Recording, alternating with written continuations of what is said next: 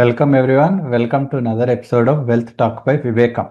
So కొత్త వారంలోకి వచ్చేసాము. మనం రిజల్ట్ సీజన్ మధ్యలో ఉన్నాం కాబట్టి రిజల్ట్స్నే దృష్టిలో పెట్టుకొని మనం ఎక్కువ వరకు ఇండస్ట్రీ స్పెసిఫిక్ టాపిక్స్ కవర్ చేసే ప్రయత్నం చేద్దాం. ఈ వారం అంటే పోయిన వారం అండ్ ఈ గత వారాల్లో కూడా మనం షార్ట్స్లో బాగా యాక్టివ్గా ఉండటం, ఇండిపెండెంట్ స్టాక్స్ గురించి మనం కవర్ చేసుకుంటూ వస్తున్నారు. సో ప్రసాద్ గారు కూడా బాగా యాక్టివ్గా వీడియోస్ తీయడం అందరికీ కూడా నచ్చుతున్నట్టుంది. బికాజ్ ఆ వ్యూవర్షిప్, ఆ క్వశ్చన్స్ అన్నీ కూడా బాగా పోస్ట్ చేస్తున్నారు. So big thank you to every one to continue to support the short form content. So Prasad garu, మనం ఎక్కువ టైం వేస్ట్ చేయకుండా, అంటే ఈ వారం ఇన్ జనరల్ జూలై నాటికి చివరికి వచ్చేసాం ఆల్మోస్ట్. మనం ఎప్పుడు చెప్తా ఉంటాం, the time for accumulation of good stocks is now when market is in this side వేస్. అంటే మార్కెట్ బ్రేక్అవుట్ కోసం రెడీగానే ఉన్నది. కాస్త పాజిటివ్ ఇంపెటస్ అనేది రావాలే కానీ I'm sure it will break out and it will go in to those highs. మనం ఎన్నో రోజులుగా చెప్పుకుంటూ వస్తున్న ఆల్ టైమ్ హైస్ చేరుకునే అవకాశాలు కూడా దగ్గరలోనే ఉన్నాయి. సో ఇటువంటి సమయంలో how can a casual or a retail investor approach this journey? అంటే మనం గ్రోత్ కంపెనీల వైపే దృష్టి పెట్టాలని చెప్తా ఉంటున్నాం, కానీ ఇన్ జనరల్ జూలై వచ్చేసరికి జూలై కూడా ఎండ్ అవుతున్నాం కాబట్టి any few more pointers before we look at industries. మొట్టమొదట big thank you to all the viewers, because మేము ఎక్స్పెక్ట్ చేసిన దానికన్నా, పర్టికులర్గా నేను ఊహించిన దానికన్నా కూడా రెస్పాన్స్ చాలా బ్రహ్మాండంగా ఉంటుంది. అంటే షార్ట్ వీడియోస్ ఒక్కో కంపెనీ గురించి మాట్లాడుతుంటే it looks like it is appealing to all of you. అందులో ఉన్న ఒక అడ్వాంటేజ్ ఏంటంటే, మీకు అనుకున్న కంపెనీ గురించో లేదా మీకు అసలు ఇన్ఫర్మేషన్ తెలియకపోయినా ఒక కంపెనీ గురించి కొత్తగా తెలుసుకున్నట్టు ఆనందంగా ఉంటుంది. కాకపోతే మిమ్మల్ని ఆనంద పెడితే బాగుంటుందా, లేక మీరు ఆనందపడటానికి నిజంగా ఎలిజిబుల్ అయితే బాగుంటుందంటే, నా ఉద్దేశం ప్రకారం మిమ్మల్ని ఆనంద పెట్టే కన్నా కూడా మీరు ఆనందపడటానికి ఎలిజిబిలిటీ తెప్పించడానికి ప్రయత్నం చేస్తే బాగుంటుంది. అది ఎలాగూ అంటే, మనం అందరం కూడా హ్యాపీగా ఉండాలంటే ఏం చేస్తాం? డబ్బులు ఎక్కువ వస్తే హ్యాపీగా ఉంటాం. అందువల్ల మీకు మేము ఇచ్చే ఇన్ఫర్మేషన్ మూలంగా ₹4 సంపాదించుకునే అవకాశం ఉందనుకుంటే కనుక మాకు ఇంకా హ్యాపీగా ఉంటుంది.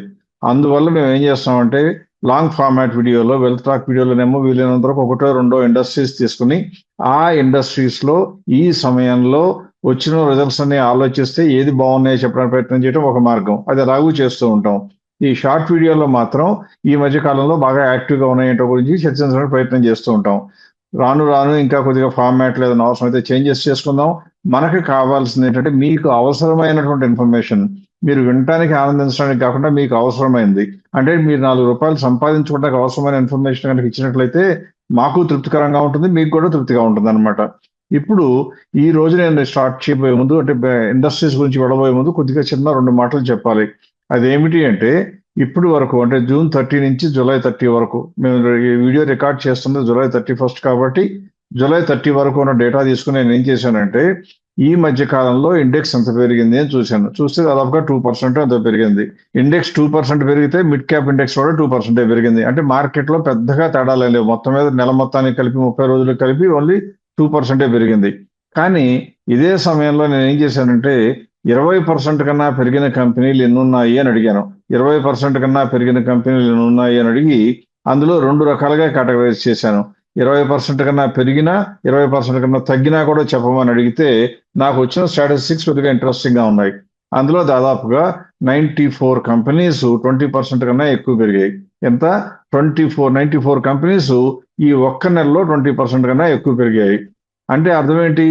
మార్కెట్లో ఎలా ఉన్నా కూడా అవకాశాలు వస్తూనే ఉంటాయి. ఇప్పుడు మనం ఆలోచించాల్సింది ఏంటంటే, 6,000 కంపెనీల్లో ఈ 94 కంపెనీలు ఏవి, అవి మనం ఎందుకు కొనుక్కోలేకపోయామని బాధపడటం అనేది వేస్ట్ ఆఫ్ టైం అనమాట. దానికన్నా మనం చేయవలసింది ఏంటి? ఈ పెరిగిన కంపెనీలు మనం పట్టుకోవటానికి, మనం లాభపడటానికి ఏదైనా మంచి అవకాశాలు ఉంటాయేమో చూడాలి. ఆ మార్గం ఎదుగుతూ నేను ఏం చేశానంటే, ఇంకా కొద్దిగా ఫిల్టర్ చేసి, అంటే 2,000 కోట్ల కన్నా మార్కెట్ క్యాప్ ఎక్కువ కాకుండా 20,000 కోట్ల కన్నా మార్కెట్ క్యాప్ ఎక్కువ ఉన్న కంపెనీలు ఎన్నో కూడా చూడటానికి ప్రయత్నం చేశాను. ఇప్పుడు మీకు స్క్రీన్ మీద చూపిస్తున్నట్టుగా చూస్తే 20,000 కోట్ల కన్నా మార్కెట్ క్యాప్ ఎక్కువ ఉన్న కంపెనీలు ఏకంగా 21 కంపెనీలు పెరిగాయి. ఎన్ని? 21 కంపెనీలు. అది కూడా నేను ఏం చేశాను, 20,000 కోట్ల కన్నా ఎక్కువ చూసేటప్పుడు మన వివేకం ఫిలాసఫీ ప్రకారం మనం ఏ కంపెనీ కొనడానికి ఆలోచిస్తాం? ఎప్పుడు మనం చెప్పుకుంటూ ఉంటాం, గ్రోత్ లో లేకపోతే కొనము, చౌకలో ఉన్నా కొనము. కాబట్టి మనం ఏం చేయాలి? ఎన్ని కంపెనీలు అని అడిగినప్పుడు ఇంకొక కండిషన్ కూడా పెట్టాను. గ్రోత్ లో ఉన్న కంపెనీలు ఎన్ని పెరిగాయని అడిగితేనే 21 కంపెనీలు వచ్చాయి. అంటే అర్థం ఏంటి? ఈ కంపెనీలన్నీ కూడా గ్రోత్ లో ఉన్నాయి. ఇప్పుడు ఇంతకు ముందు మీకు చెప్పిన 94 కంపెనీస్ గురించి చెప్తే ఒక్కసారి నేను అటెన్షన్ పే చేస్తూ ఏం చేశానంటే అందులో ఎన్ని గ్రోత్ లో ఉంటే ఉన్నవి, అలా కాకుండా గ్రోత్ లో లేకుండా కూడా అదృష్టవశాత్తు ఏదో ఒక గాలివాటంగా పెరిగిన కంపెనీలను చూడటానికి వీలుగా 2 కేటగరైజ్ చేయమంటే 61 కంపెనీలు గ్రోత్ లో ఉన్న కంపెనీలు పెరిగితే ఈ నెల కాలంలో అంటే జూన్ 30 నుంచి జూలై 30 వరకు కేవలం 33 కంపెనీలు మాత్రమే గ్రోత్ లేకపోయినా కూడా పెరిగాయి. ఇక్కడ మీరు అనుకోవచ్చు 33 పెరిగాయి కదండి, మిస్ అయిపోతాం కదండి. మిస్ అవటమే మంచిది. ఎందుకంటే 61 కంపెనీలు అంటే ఓవర్వెల్మింగ్, దాదాపుగా 2/3 ఆఫ్ ద కంపెనీస్ పెరిగిన వాటిల్లో గ్రోత్ లో ఉన్నాయి, పెరుగుతున్నాయి అంటే మన ఫోకస్ గ్రోత్ లో ఉన్న కంపెనీల మీద పెట్టుకుంటే అవకాశాలు పెరుగుతాయని గమనించాలి. అంతేగాని మనం ఏమీ ప్రయత్నం చేయకుండా అదృష్టం బాగుండి వస్తాయి అనుకుంటే అది గ్యాంబ్లింగ్ తో సమానం అవుతుంది. ఇప్పుడు ఆసక్తికరమైనటువంటి పరిణామం ఏంటంటే ఇందులో నేను ఏం చేశానంటే ఇలా పెరిగినాయి కదా, 33 కంపెనీలు గ్రోత్ లో లేకపోయినా పెరిగినాయి కదా అని చూసి ఎన్ని తగ్గినాయో చెప్పండి. 20% కన్నా గ్రోత్ లో లేకపోతే అంటే ఏకంగా 11 కంపెనీలు తగ్గాయి. అంటే అర్థం ఏంటి? ఎన్ని పెరిగాయో అందులో దాదాపుగా 3వ వంతు కూడా మళ్ళీ పడిపోవటం కూడా జరుగుతుంది. అందువలన ఇక నుండి మనం ఎప్పుడూ కూడా ఫోకస్ చేసేది గ్రోత్ లో ఉన్న కంపెనీల పైనే దృష్టి పెడదాం, దానిలోనే సంపాదించుకోవడానికి ప్రయత్నం చేద్దాం. ఇక్కడ మీకు స్క్రీన్ మీద కనబడుతున్న డేటా ఇప్పుడు చూసినట్లయితే ఇవన్నీ కూడా గ్రోత్ లో ఉన్నవి అని వివేకం క్లాసిఫై చేసుకున్నవి. అంటే మనందరం కూడా డేటాబేస్ గా, వివేకంకి తెలివితేటలు ఎక్స్ట్రా ఉండవు. మనం చేసేదల్లా ఫండమెంటల్ డేటా ప్రకారం గ్రోత్ లో ఉన్న కంపెనీలు చూస్తే ఈ కంపెనీలన్నీ కూడా పెరిగాయి. అందులో మీరు నోటీస్ చేసినట్లయితే కళ్యాణ్ జ్యువెలర్స్ అయితే దాదాపుగా 72% పెరిగింది, లోదా డెవలపర్స్ అయితే 40% పెరిగింది, అన్ని 20% కన్నా పెరిగిన అన్ని కనపడుతున్నాయి. రైట్ అండి. విత్ దట్ మనం అట్లీస్ట్ ఇండస్ట్రీ వైపు ఫోకస్ పెడదాం. అంటే ఎన్నో రోజులుగా మనం ఐటీ ఇండస్ట్రీ గురించి ఎందుకు కవర్ చేస్తూనే ఉన్నాం కాబట్టి దానికి ఇవాల్టి నాటికి అట్లీస్ట్ స్పెషల్గా మనం కవర్ చేయట్లేదు. ఎన్నో రోజులుగా చెప్పుకుంటూ వస్తున్నాం. అంటే ఈ ఇండస్ట్రీ మొత్తానికి అసలు సమాప్తం అయిపోయింది. అసలు ఏఐ వచ్చేసి మొత్తం డిస్టర్బ్ చేసేసి ఎన్నో ఎనలిస్టులు చెప్పడము, వీడియోలు చూసినా కూడా ఎక్కడ చూసినా అదే కైండ్ ఆఫ్ హెడ్లైన్స్ చూస్తున్నాం. మనం ఎప్పుడైనా సరే ఫండమెంటల్స్ ఫాలో చేయాలని చెప్పుకుంటూ వస్తున్నాం. అండ్ జూలైలో అట్లీస్ట్ ఐటీ ఇండస్ట్రీ రివైవల్ ఎలా ఉండిందో కూడా చూసాం. సో హోప్ఫుల్లీ ఈ గ్రోత్ కంపెనీస్ యొక్క ఇంపాక్ట్ ఎంత ఇంపార్టెంటో ప్రసాద్ గారు ఇందాక చూపించిన లిస్ట్తో సహా అట్లీస్ట్ అందరికీ అర్థమవుతుంది అనేదే మన ఉద్దేశం. విత్ దట్ మనం ఇండస్ట్రీ వైపు ఇంకా ఫోకస్ పెడదామండి. First and foremost public sector banks. ఎన్నిసార్లు చూసినా కూడా మన కామెంట్స్లో కూడా ఎక్కువ వరకు ఫస్ట్ బ్యాంకింగ్ సెక్టర్ గురించి అడుగుతారు. విత్ ఇన్ బ్యాంకింగ్ ఏదో తెలియని కైండ్ ఆఫ్ కాన్ఫిడెన్స్ ఇచ్చే PSU banks are even much more favourable to investors. So public sector undertaking ఉండే బ్యాంక్స్ అసలు ఎలా పెర్ఫామ్ చేస్తున్నాయి ఫస్ట్ అండ్ ఫార్మోస్ట్, ఆ తర్వాత వాటిల్లో ఏమైనా మంచి చాయిసెస్ ఉన్నాయా?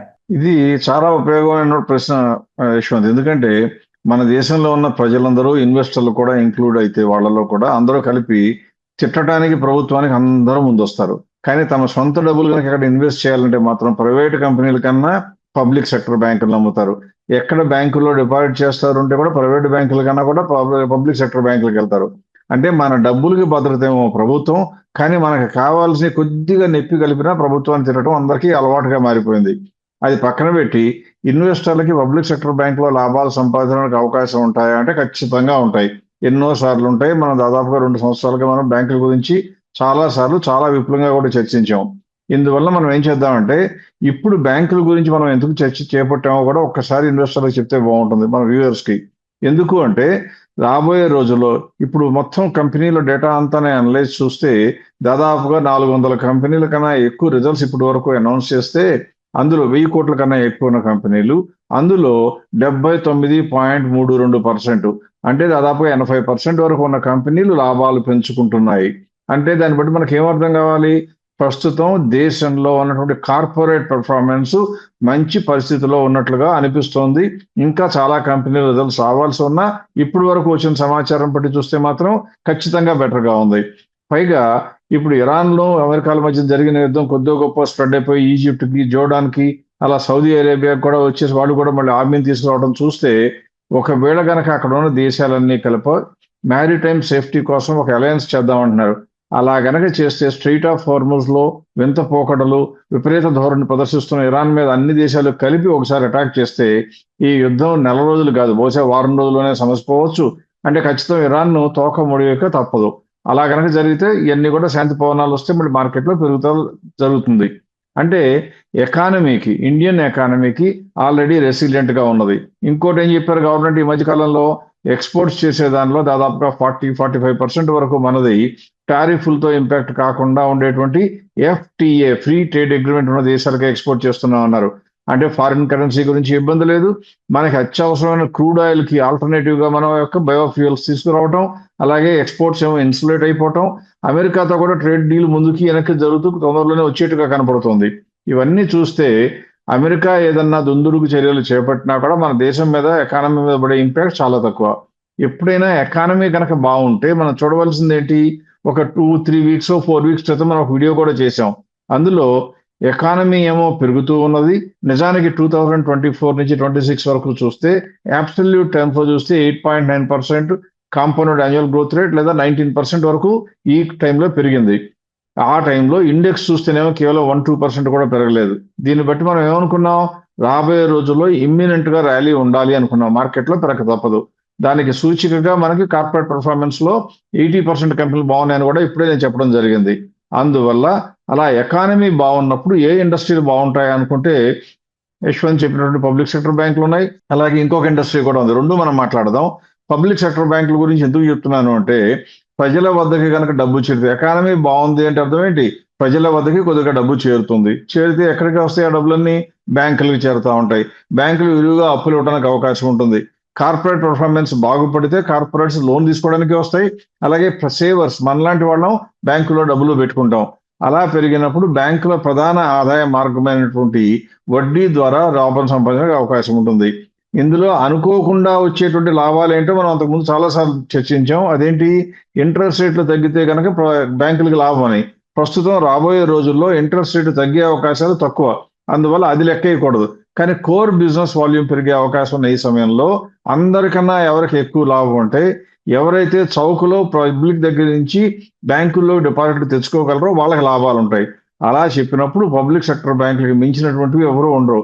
అంటే చెప్పుకోవడానికి ఐసిఐసిఐ బ్యాంకు, లేకపోతే HDFC బ్యాంకు, యాక్సిస్ బ్యాంకు, ఇలా ప్రైవేట్ బ్యాంకులు కూడా ఉన్నా కానీ వాళ్ళకున్న రీచ్ కన్నా పబ్లిక్ సెక్టర్ బ్యాంకులకు ఉండే రీచ్ ఎక్కువ, వీటిపైన ఉండే నమ్మకం ఎక్కువ. అందుకని మనం ఈ రోజు ఏం చేద్దామంటే, ఈ పబ్లిక్ సెక్టర్ బ్యాంకుల్లో ఏవైతే గ్రోత్ లో ఉన్నాయో, అంటే ఎంత మనకి మంచి సెక్టర్ అనుకున్నా కానీ అన్ని కంపెనీలు కొనకూడదనే సిద్ధాంతం ఉంది కాబట్టి, అందులో మంచి కంపెనీలు ఏవో చూసాం. అంటే గ్రోత్ లో ఉన్న కంపెనీలు లాభం కొద్దిగానన్నా పెరిగి ఉండాలి, కనీసం 1% అన్నా ఈ క్వార్టర్లో చూస్తే ట్రైలింగ్ 12 months లో పెరిగి ఉండాలి ఒకటి. రెండవది, ఏ పబ్లిక్ సెక్టర్ బ్యాంకుల్లో ఈ రోజున అన్ని లిస్టు వేసుకునే బదులుగా 30% కన్నా పెరగడానికి ఛాన్స్ ఉన్నాయో చూస్తే, అది బహుశా మీకు కొద్దిగా ఇన్ఫర్మేషన్ ఉపయోగపడవచ్చు. మీకు కనుక బ్యాంకింగ్ సెక్టర్లో లేకపోతే ఈ కంపెనీల్లో కొనుక్కోవచ్చు. ఒకవేళ పబ్లిక్ సెక్టర్ బ్యాంకుల్లో కానీ ఆల్రెడీ ఇన్వెస్ట్మెంట్ ఉంటే ఇవి అందులో ఉన్నాయో లేవో కూడా తరచి ఒకసారి పరిశీలించుకోవడానికి అవకాశం ఉంటుంది. ఇప్పుడు స్క్రీన్ మీద మీకు ఆ డేటా ప్రజెంట్ చేస్తున్నాను చూడండి. అందులో వచ్చినటువంటి కంపెనీలు చూస్తే పంజాబ్ అండ్ సింధ్ బ్యాంక్ ఉంది. ఇదేమీ ఇండెక్స్ చేసినవి కాదు కాబట్టి ఒకటి ఆల్ఫాబెటికల్ ఆర్డర్లో రాకపోవచ్చు, అది జాగ్రత్తగా చూసుకోండి. పంజాబ్ అండ్ సింధ్ బ్యాంక్ చూస్తే మొత్తం టోటల్ ఇన్కమ్ 2.5% పెరిగితే నెట్ ప్రాఫిట్ 5% దాకా పెరిగింది. అందుకే దాని ప్రైస్ 23 రూపాయలు ఇప్పుడు ఉంటే 36 రూపాయల దాకా పెరగడానికి మనకు ఛాన్స్ ఉంది, అంటే 58%. అలాగే సెంట్రల్ బ్యాంక్ చూస్తే ప్రస్తుతం ఉన్న ప్రైస్ 30 రూపాయలు, ఇప్పుడే 45 రూపాయల దాకా పెట్టడానికి ఛాన్స్, 44 దాకా పెట్టడానికి ఛాన్స్ ఉంది. బ్యాంక్ ఆఫ్ ఇండియా చూస్తే ప్రస్తుతం ఉన్న రేటు 137, కానీ మనం అనుకున్న ప్రకారం ఫేర్ ప్రైస్ ఎంత 200, అంటే 45%. అలాగే IOB చూస్తే 30%, బ్యాంక్ ఆఫ్ మహారాష్ట్ర చూస్తే కూడా 44%, యూనియన్ బ్యాంక్ ఆఫ్ ఇండియా చూస్తేనేమో 236 వరకు పెరగడానికి ఛాన్స్ ఉంది, అంటే 38%. అంటే దాదాపుగా 6 బ్యాంకులు, పబ్లిక్ సెక్టర్ బ్యాంకులు, ప్రైవేట్ సెక్టర్ బ్యాంకులు ఇంకొక వారం చర్చిద్దాం, ఈ 6 బ్యాంకుల్లో కూడా అవకాశాలు విపరీతంగా ఉన్నాయని మనకు తెలుస్తుంది. అందువలన ఇక నుండి ఎవరైనా సరే డబ్బులకి సేఫ్టీ ఎక్కువ ఉండాలి, తగ్గినా పర్లేదు కానీ విపరీతంగా కూలిపోయే అవకాశం ఉండకూడదు అనేది మొట్టమొదటి కండిషను. ఆ కంపెనీ గ్రోత్ లో ఉండాలి రెండవ కండిషను, పెరగడానికి మంచి అవకాశాలు ఉండాలి మూడవ కండిషను. ఈ 3 కండిషన్స్ కలిపి ఇన్వెస్ట్ చేసుకోవడానికి కనుక ముందుకు వచ్చేట్లయితే నిరభ్యంతరంగా ఈ కంపెనీలో ఇన్వెస్ట్ చేసుకోవచ్చు అని చెప్పాలి. ఇందువలన మనకి కావాల్సింది ఏంటంటే, పెరుగుదలతో పాటు మనము పెరుగుదాం. అలా కాకుండా ఇప్పుడు కూడా మినమేషాలు లెక్క వేస్తూ వెనకాలే కనుక ఉన్నట్లయితే మార్కెట్ పెరగడం మొదలుపెట్టిన తర్వాత ఇందులో కొన్ని చిన్న చిన్న ప్రైస్ ఉన్న కంపెనీలు కాబట్టి చాలా ఫాస్ట్ గా కూడా పెరగచ్చు, అంటే మనం ర్యాలీలు మిస్ అయిపోవడానికి అవకాశం ఉంటుంది. అందువల్ల ఈ ఇన్ఫర్మేషన్ కి మీరు మీ యొక్క పాకెట్ కి ఫ్రెండ్లీగా ఇన్ఫర్మేషన్ లాగా భావిస్తారని ఆశిస్తున్నాను. రైట్ అండి. నెక్స్ట్ ఏమో మనం అట్లీస్ట్ ఇంకొక ఇండస్ట్రీ కవర్ చేద్దాం. ముందు మనం వెల్త్ మేనేజ్మెంట్ గురించి కవర్ చేస్తున్నాం. అంటే ఆనంద్ రాతి చేసినప్పుడు కూడా చెప్పున్నాం. ఇన్ జనరల్ ఎకానమీ పెరిగేటప్పుడు సమాజంలో కూడా డబ్బులు పెరిగి ఆ పెరిగిన మొత్తం కూడా తిరిగి ఇన్వెస్ట్ చేస్తారు. ఇన్వెస్ట్ చేసిన మొత్తాలు కూడా ఇలాంటి వెల్త్ మేనేజ్మెంట్ కంపెనీస్ని కూడా మంచి ప్రాస్పెక్ట్స్ వైపు దృష్టి పెట్టచ్చు అనే దాని గురించి కవర్ చేసాం. బట్ ఇన్ జనరల్ ఎంతసేపు వెల్త్ మేనేజ్మెంట్ గురించి మాట్లాడినా సరే retail investor interest and participation ఎక్కువ వరకు బ్రోకర్స్ దగ్గర ఉంటుంది. సో ఆ బ్రోకర్స్లో కూడా పెద్ద బ్రోకర్స్, ఏంజల్, గ్రో ఇలాంటి పెద్దవారు ఎవరైతే ఉన్నారో వారు ఇన్ని రోజులు మన దగ్గర నుంచి ఎలా సంపాదించారో, మన దగ్గర నుంచి ఫీజు ఎలా తీసుకున్నారో మనం చూస్తున్నాం. బట్ మనం ఒక ఇన్వెస్టర్ అయితే ఇటువంటి కంపెనీస్ అండ్ ఇంకా ఈ trading and kind of broking related ఆస్పెక్ట్స్లో ఉండే ఇండస్ట్రీలో ఉండే కంపెనీస్ ఏవైనా మంచి ప్రాస్పెక్ట్స్ ఉన్నాయంటారా? ఇది ఖచ్చితంగా ఒక రకం మంచి ఆలోచన యశ్వంత్. ఎందుకంటే రిటైల్ ఇన్వెస్టర్స్ అందరూ ఏ షేరు కొన్నా అమ్మినా వాళ్ళకి బ్రోకరేజ్ కట్టాలి, సెక్యూరిటీ ట్రాన్సాక్షన్ ట్యాక్స్లు కట్టాలి, అన్ని రకాల ట్యాక్స్లు కట్టాలి, పైగా డిమాట్ ఛార్జెస్ కట్టాలి. అన్నింటినీ కూడా ఖర్చుల్ని భరించి కూడా లాభం సంపాదించగలిగితేనే వాళ్ళకి డబ్బులు వస్తాయి. ట్రేడింగ్ చేసి కొన్ని వేల మంది, లక్షల మందో, కోట్ల మందో పోగొట్టుకుంటున్నారు. కానీ బాగుపడుతుంది ఎవరు? వీళ్ళకి ఎంత నష్టం వచ్చినా ఆ నష్టంలో ఒక్క రూపాయి కూడా వాటా తీసుకోవాల్సిన అవసరం లేని వాళ్ళు ఇంటర్మీడియరీస్, అంటే బ్రోకర్లు. వీళ్ళందరికీ మాత్రం బ్రహ్మాండ ఇన్కమ్ వస్తుంది. ఇప్పుడు వరకు వాళ్ళకి బోల్డ్ అంత ఇన్కమ్ ఇస్తూ వచ్చాం కాబట్టి, అంటే వాళ్ళేం అన్యాయంగా తీసుకుంటున్నారండి నేను సౌండ్ చేయటం లేదు. నేను చెప్పేదల్లా మీకు వాళ్ళ యొక్క ఫెసిలిటీస్ వాడుకోవడానికి అవకాశం కల్పించి బోల్డ్ అంత ఇన్ఫర్మేషన్ ఇస్తున్నట్లుగా చేస్తున్నారు కాబట్టి మీరు కూడా ఇష్టమై వాళ్ళకి తెలుసో తెలియకో కమిషన్లు పే చేస్తున్నారు. ఇప్పుడు మనం ఎంతమందిని ఆదరించి ఆ కంపెనీలు ఒక్కొక్కటి గ్రో అయితే బ్రహ్మాండంగా ఇండియాలో లీడింగ్ కంపెనీ అయినా ఇట్లా చేసినప్పుడు మనం వాళ్ళ ద్వారా కూడా ఏదైనా రూపాయి సంపాదిస్తే బాగుంటుంది కదా. అప్పుడు మనం పెట్టినటువంటి ఖర్చు, వాళ్ళకి ఇచ్చినటువంటి ఆదాయ మార్గంలో కొంతన మనం తిరిగి వాళ్ళ ద్వారానే సంపాదించుకున్నట్టు ఉంటుంది. కాబట్టి ఆ ఇండస్ట్రీని కూడా తీసుకుందానికి ప్రయత్నం చేశాను. ఇందులో చూస్తే చాలా కంపెనీలు ఉన్నాయి. మోతిలాల్ ఒస్వాల్ ఫైనాన్షియల్, జియోజిత్ అనో రకరకాలు ఉన్నాయి. చాయిస్ అన్ని, అలాగే ఆనంద్ రాతి కూడా స్టాక్ బ్రోకర్స్, రకరకాల కంపెనీలు ఉన్నాయి. కానీ మన కన్సిడరేషన్ ఏంటి? ఫిల్టర్ చేసేటప్పుడు ఏం చేస్తాం? మొట్టమొదటి కొద్దిగా రీజనబుల్ కంపెనీ ఉండాలి, 1000 కోట్ల కన్నా మార్కెట్ క్యాప్ ఎక్కువ ఉండాలి. చిన్న చితకా కంపెనీలు అంటుకోము. రెండవది, ఏ కంపెనీలో అయితే గ్రోత్ ఉంటుందో, అంటే దాని యొక్క బిజినెస్ లో బాగా గ్రోత్ చూపిస్తుందో ఆ కంపెనీని చూడాలి. ఆ తర్వాత ఇంకొక కండిషన్ ఏం పెట్టుకుంటాం? దాని యొక్క ఫెయిర్ వాల్యూకి మార్కెట్ వాల్యూకి గ్యాప్ కనీసం 30% ఉండాలి. ఈ అన్ని కండిషన్స్ సాటిస్ఫై అయిపోయిన బ్రోకింగ్ కంపెనీలు ఎన్ని ఉన్నాయని చూస్తే, ఇవాళ వరకు వచ్చిన ఇన్ఫర్మేషన్ ప్రకారం చూస్తే నాకు కేవలం 2 కంపెనీలు వచ్చాయి. ఇప్పుడు మీకు ఇంతకు ముందు చూపించిన పబ్లిక్ సెక్టర్ తాలూకు డేటా కన్నా దానికన్నా కింద 2 లైన్స్ లో ఆ కంపెనీలు ఏంటో కూడా చూపిస్తున్నాను, గమనించండి. మొట్టమొదటిది ఏంజల్ వన్. ఏంజల్ వన్ కనుక చూసినట్లయితే వాళ్ళకి టోటల్ సేల్స్ ఇన్కమ్ ఎంత, టోటల్ ఇన్కమ్ ఎంత పెరిగింది? 5.6%. ఇప్పుడు ఒక్కసారి మీరు గనక రెంపాదిగా ఆలోచించుకుంటే రాబోయే 1 year లో మన అంచనా ప్రకారం ఇండెక్స్ 20% పెరగాలి అంటున్నాం. 20% దాదాపుగా పెరగాలి. అంటే 20% పెరిగింది అంటే 24,000 ఉన్నటువంటి ఇండెక్స్ ఖచ్చితంగా ఎంత తక్కువ వేస్తున్నా కూడా 30,000 టచ్ అవ్వాలి. అంటే ఆ ఆపరేటివ్ వాల్యూమ్ పెరుగుతుంది, ట్రేడింగ్ వాల్యూమ్ పెరుగుతుంది. ఆ 20% పెరిగితే వీళ్ళ ఇన్కమ్ కూడా ఎంత పెరుగుతుంది? గ్యారంటీగా టు దట్ ఎక్స్టెంట్ 20% కన్నా ఎక్కువ పెరుగుతుంది. అంటే ఇప్పుడు పెరిగిన 5.6% సేల్స్ బదులుగా ఇంకా బ్రహ్మాండంగా పెరిగిపోయి వాళ్ళకి ఇన్కమ్ ఎక్కువ అవుతుంది. అంటే మీరు గమనించాల్సింది ఏంటి? ఇలా పెరిగితే ప్రాఫిట్ చూడండి, ఈ కంపెనీకి ఎంత పెరిగిందో, 12% పెరిగింది. ఇప్పుడు 5.6% టాప్ లైన్ పెరిగితే 12.78 వచ్చింది. మరి ఇప్పుడు టాప్ లైనే 20% పెరిగితే ఇది ఎంత ఉండాలి? ఏ 30% 40% ఉండాలి కదా ప్రాఫిట్ లో గ్రోత్. అందువలన, ఎందుకంటే ఈ కంపెనీలన్నిటికీ ఎక్స్పెన్సెస్ లిమిటెడ్ గానే ఉంటాయి. వచ్చే ఇన్కమ్ రాగానే దాని కోసం ఖర్చులు పెట్టాల్సిన అవసరం ఉండదు, ఎక్స్ట్రా ప్రాఫిట్ పెరుగుతుంది. అందువల్ల ఇప్పుడు ఉన్నటువంటి రేట్ల ప్రకారం చూస్తే ప్రస్తుతం 300 రూపాయల దగ్గర ఈ కంపెనీ ఉంటే మన అంచనా ప్రకారం ప్రస్తుతం ఉన్న ఇన్ఫర్మేషన్ ప్రకారం కూడా 438 ఉండాలి. ఇంకా నేను చెప్పిన 20% వస్తే ఇంకా ఎంత ఉండాలో మనం తర్వాత క్వార్టర్లో చూద్దాం. ప్రస్తుతానికి మాత్రం this company looks very attractive. రెండవది బిలియన్ బ్రెయిన్స్ అన్నాం, అంటే యాక్చువల్గా గ్రో అనమాట. ఈ గ్రోకి అయితే పబ్లిక్ ఇష్యూకి వచ్చేసింది, బ్రహ్మాండంగా ఆఫర్ ఫర్ సేల్ ఇచ్చారు, బ్రహ్మాండంగా మార్జిన్లు వచ్చినాయి, అందరికీ ఇన్వెస్టర్లు అందరూ బాగుపడ్డారు. వాళ్ళలో మొదట్లో పెట్టిన ఇన్వెస్టర్లు అందరూ బాగుపడ్డారు. ఇప్పుడు మీరు నేను కూడా ఇందులో కూడా ఇన్వెస్ట్ చేసి బాగుపడడానికి ప్రయత్నం చేయాలి అంటే అందులో అవకాశం ఉందో లేదో చూడాలి. ఆ అవకాశం ఉంది కాబట్టి చూస్తే సేల్స్ 13% కన్నా దాదాపుగా పెరిగితే దాని యొక్క ప్రాఫిట్స్ 17% పెరిగింది. అంటే ప్రస్తుతం ఏమో ఆర్గానిక్ ఎక్స్పాన్షన్, ఎక్కువ మంది క్లయింట్లు పెరగడం మూలంగా వచ్చిన ప్రాఫిట్ ఇన్కమ్ 12.85. అంతమందే క్లయింట్లు ఉన్నా కూడా ఇంకా ఎక్కువ పెంచుకోకపోయినా కూడా ఇది మళ్ళీ ఇక్కడి నుంచి ఎంత పెరగాలి?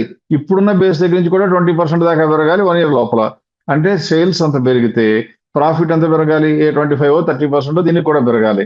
అందువలన ఇప్పుడున్న 194 looks very attractive for us. Growth కూడా అది మన లెక్క ప్రకారం 290 రూపీస్ చేరాలి. అందువలన ఈ కంపెనీలో మనం చెప్పిన అంచనాలన్నీ కూడా, నేను భావిస్తున్న అంచనాలన్నీ కూడా కొద్దిగా డౌన్ సైడ్, అంటే ఇంతకన్నా ఎక్కువ రావాలి కానీ తక్కువ రావడానికి అవకాశం తక్కువ అనిపిస్తుంది. అందువల్ల ధైర్యంగా మీరు ఈ వారం ఎపిసోడ్లో సంపాదించుకోవడానికి మార్గాలు వెతకడానికి ట్రై చేస్తున్నట్లయితే మనం చర్చించినటువంటి పిఎస్యు బ్యాంకుల్లో కానివ్వండి, దీనిలో కానివ్వండి, మీకు ఆల్రెడీ కనుక 20% కన్నా ఎక్స్పోజర్ లేనట్లయితే వీటిల్లో మీరు పెట్టుకోండి.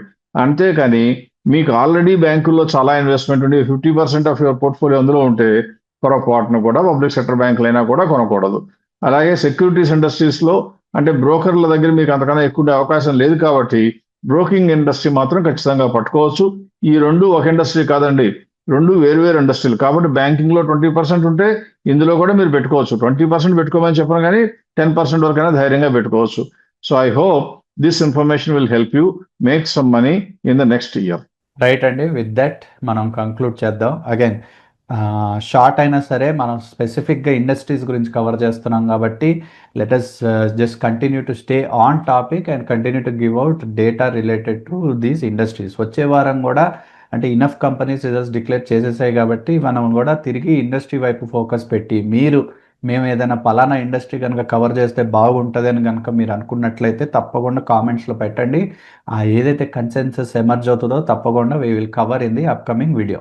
With that, let us conclude for this week and thank you for watching. See you again next week.